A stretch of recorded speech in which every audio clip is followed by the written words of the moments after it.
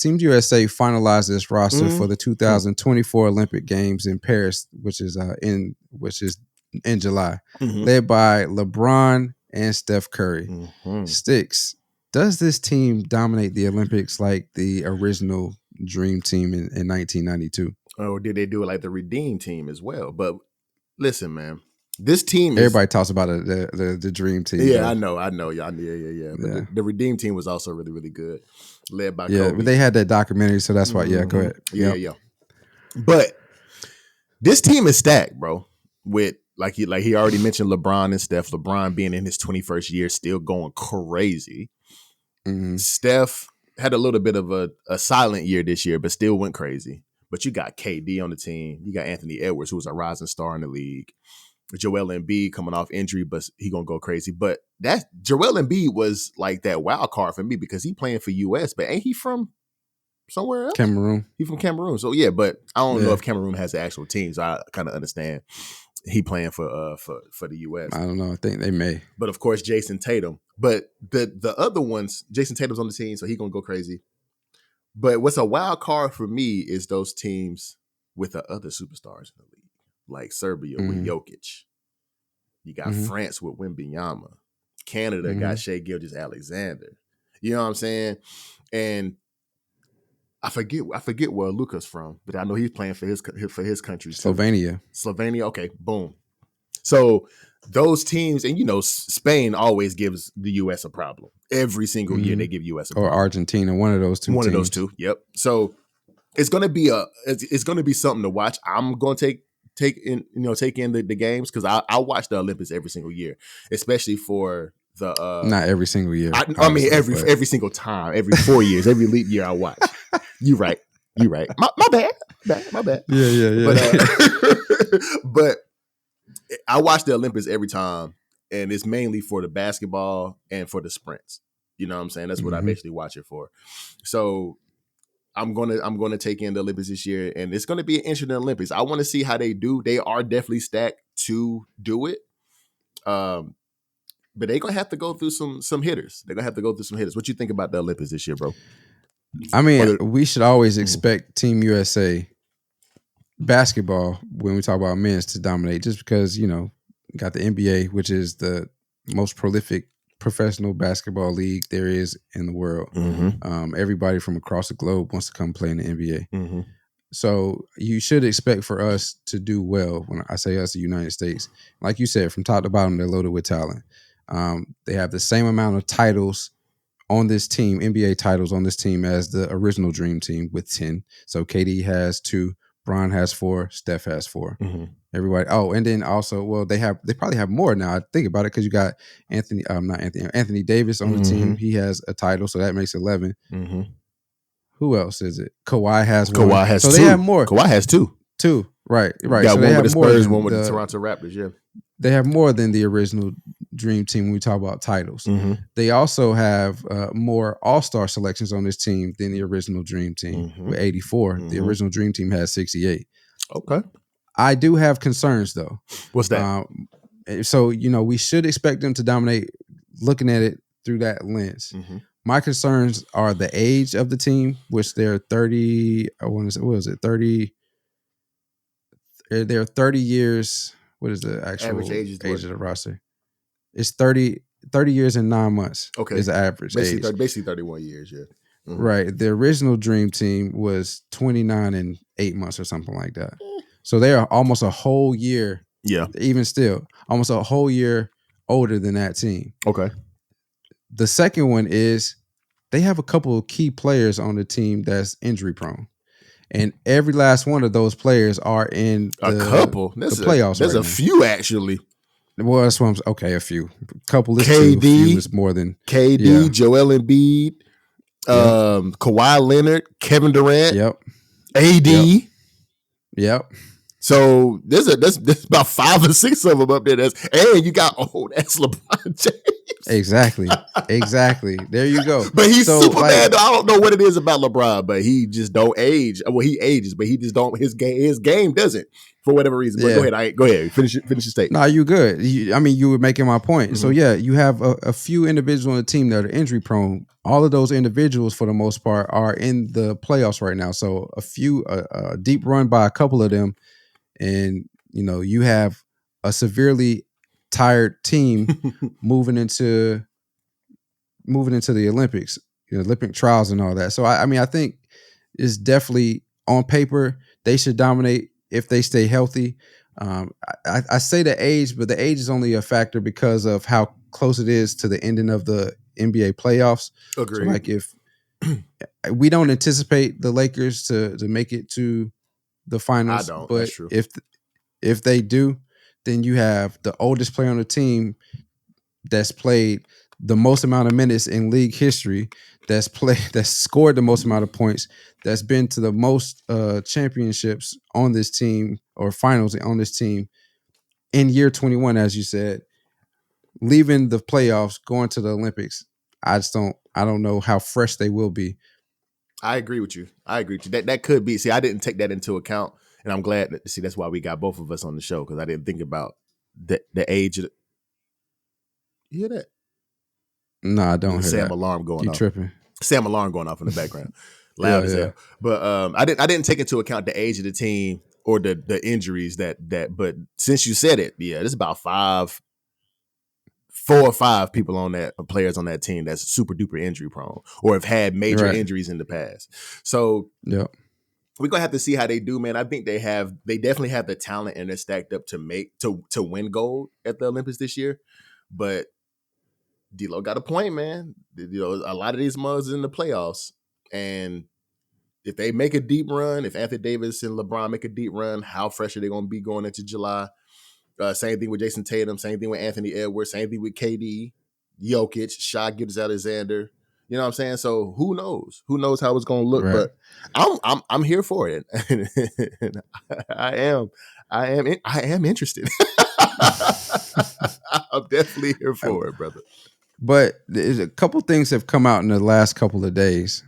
Before I get into what came out, who do you think should have been included on the roster? I was about to ask that question too. Who got snubbed? I mean, a lot of people are coming out and saying Kyrie got snubbed. A lot of people come out and saying Dame Dollar got snubbed. A lot of people are coming out. Those are the main two that I've seen. To be perfectly honest, I don't think nobody really got, other than those two. I don't see who else would have been on there that would have got snubbed to be on the U.S. team. If I'm keeping it 100, I don't think we needed a big though. But I don't think Joel should be there since he's not from the U.S.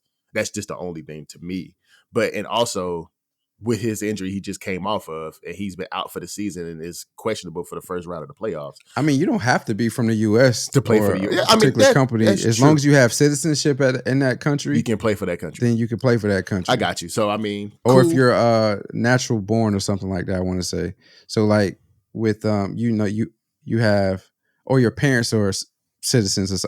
It's one of those rules. I got you have a ton of people that are from the U.S. that play for other countries, but they never lived in those countries, or they don't even really have citizenship. I want to say this just their parents were citizens of the country. Okay, well, the only two that I can say, which is 2 guards, but it was Kyrie and Dame. But who is there? Anybody else out there that you think should have been?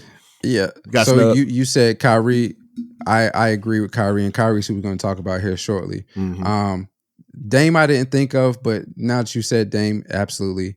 You could probably make a case for Paul George. You can also make a case for Zion. Okay. Who is injury prone also, but Zion went crazy this year. Yeah. Okay, I can see that. But okay, I'll put it this way. Zion, one is Zion. Zion's the name, right? Like everybody Zion pretty much knows Zion. He's explosive. True. Zion, if he comes in and plays how he played the last couple games of the season, he had 40 against the Lakers in the playoff game. In the play-in game, they lost, but he had 40 points, end up getting hurt. But Zion can get you those hustle points. He can be a bigger body down low. Again, he can be explosive. get you boards, play a little bit of defense. True. The team right now, as it stands, looks like they're offensive juggernaut. How will they do defensively? As we saw, like you mentioned, the Redeem team was, a good team as well. Mm-hmm. They were offensive juggernaut, but somebody had to play defense. And until Kobe stepped in to take that role initially, they weren't really playing defense right like that. So you're going to have to play defense, and the rules are different in the Olympics than FIBA it is rules. in NBA. It's FIBA rules. All right. So like it's going to be more physical. It's going to be more, you're going to have to stop teams. And so I think Zion would have been the person, a good fit to do that. And Paul George too. You got a point with that too. Yeah, I agree. And exactly. And PG. Paul George, who's a two-way player. He's he's smooth on offense. He can stretch the floor also, but he can also definitely play a defense. good point of attack. I mean, Kawhi can play defense, but we ain't seen Kawhi consistently since Toronto, honestly. Quite true. Quite true. I mean, yeah, I can. You can make a case for both of those guys too. You said we was gonna talk about Kyrie here in a second. What we talking about with Kyrie? What you got with Kyrie? Yeah, but before we get to Kyrie, the other person that I would have been interested in probably could have been a good. I don't know if he would have been a good fit, but he definitely could have earned a spot if they were doing the tryouts for Team USA. Jalen Brunson, 100%. Yeah. So I mean, I've started to become a Jalen Brunson fan, especially after I went and watched him play against the Spurs and he dropped 61, and it's like he just got hot out of nowhere. It's like, what the heck? Yeah. But yeah, Jalen Brunson, a good one for him. So Kyrie, he made comments. Everybody was asking him how he felt about the roster, and he basically made a comment saying, I remember when you had to try out to be on the team, and not just, chit chat amongst yourselves and figure out who wants to be on the team. He felt like he should have been on the roster. How do you feel about his comment? And I can read the actual quote. I don't have it pulled up, but how do you feel about him? I got the gist basically of it. Basically saying like it should have been a tryout. And I mean, he finished it off with, he's supporting his brothers, hope they do well. But how do you feel about the statement Kyrie made about having to try out and, everybody should earn their spot on the roster rather than just saying being given to I want him, I want him. Team. Yeah. Yeah. I can agree with Kyrie. Because nothing is like it used to be in the old days. You know what I'm saying? Like you said, you used to have to actually go try out to be a part of the USA team. But I mean, that changed. It hasn't always been that way. I know. But that changed a little bit around the time whenever AD came in the league, because AD came in the league as a college, as a one and done player, and he immediately played for Team USA. So that changed around that time too. There's no college players on this team. There's no college players on that team. Exactly. So, that changed. It changed around that time where they was like, okay, we definitely want to have that guy on our team. So but it would be dope to see. That's something they probably should televise too. They could probably bank off of that too. To be perfectly honest with you, like the NBA the tryouts. Yeah, if you have a day where people are coming in and when did they? I've never seen it. I've never seen it. It was on. It was not on like it wasn't on a nationally broadcast like an ABC, NBC stuff like that. But they used to be on NBA TV, I believe. Really? Okay. So yeah, I've never really taken in NBA TV, so I wouldn't have known that. But that would be something that. But I do agree, like the tryouts to make it competitive and see who actually deserves to represent the country, in opposed to Grant Hill just walking around giving out jerseys, or people have said that LeBron James put this dream team together. You know what I'm saying? Mm-hmm. So LeBron James got too much damn power in the NBA. It's just crazy. But anyway, hey, it's funny that you said that, because I literally just saw Pat Bev say the exact same thing. Did not see Pat yesterday. Bev. Yeah, he was saying. So they were asking, not to get off this, but real quick. So they were asking him, because he has a podcast. His podcast mate was like, if Wemby wanted, if a team, who would not be traded for Wemby? And he said, Steph probably. Mm-hmm. Who else did they say? I forgot, but of course he said Bron, and he was like, Bron got too much power. And so it's like, And and I'm starting to see that. And I think honestly, again, we always find a way to put Bron in it. For sure. I'm starting to see that's really why people hate on Bron. Is because of the power that he wields for what he's done on the basketball court. I can see and that. the things that he's starting to transition to do off the court. I think people just tired of seeing Bron. They don't really hate him. They're just tired of seeing him. Yeah, right. They may not truly think he's better than Jordan. MJ, okay, but they know he's close, and so. But then you add on the power. It's like, man, get this man off. I'm tired of seeing this dude. Anyway, man. back to Kyrie. But yeah, Bron got a lot of power. Yeah, man. But see, yeah, the tryouts would be so you can see who really deserves to represent the USA. But I mean, if to be perfectly honest, I think if it was a tryout, Kyrie probably would be on the team. Not gonna lie, but.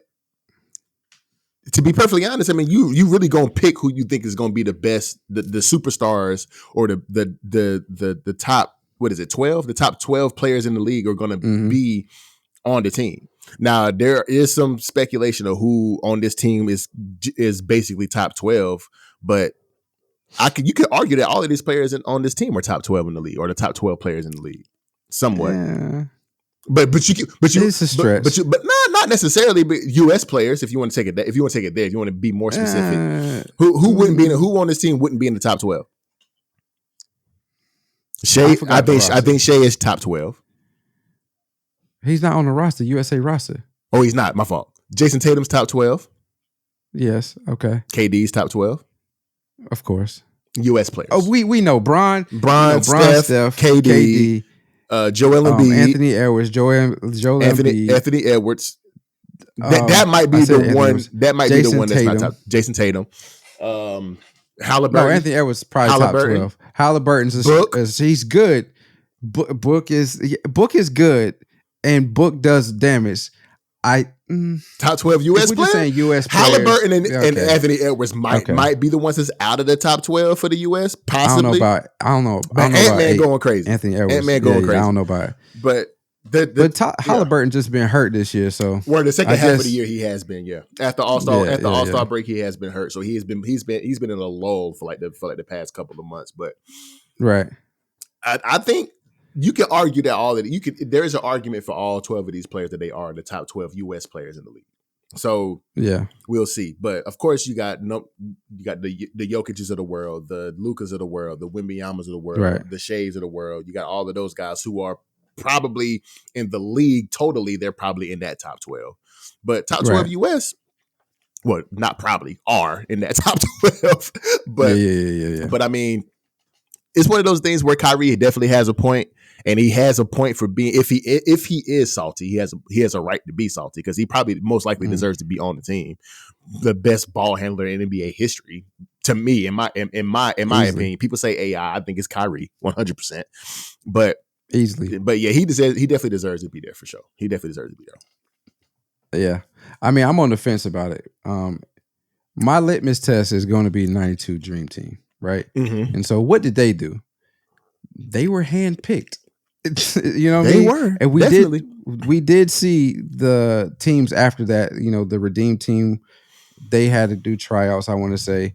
I think they did, those teams following had to do tryouts. But up until that Redeem team, players from the NBA were handpicked. And the 92 team was the first team that used all NBA players. Well, majority NBA players because Christian Laettner was on that team. Mm-hmm. And they were, like I said, they were hand selected. So a guy by the name of, what was his name? C.M. Newton, who was the athletic director of Kentucky at the time, was in charge of selecting that team based off of the athletic committee that was appointed by the United States. Mm-hmm. So, I mean, I understand what Kyrie is saying. Like, yeah, people should earn their right to be on the team.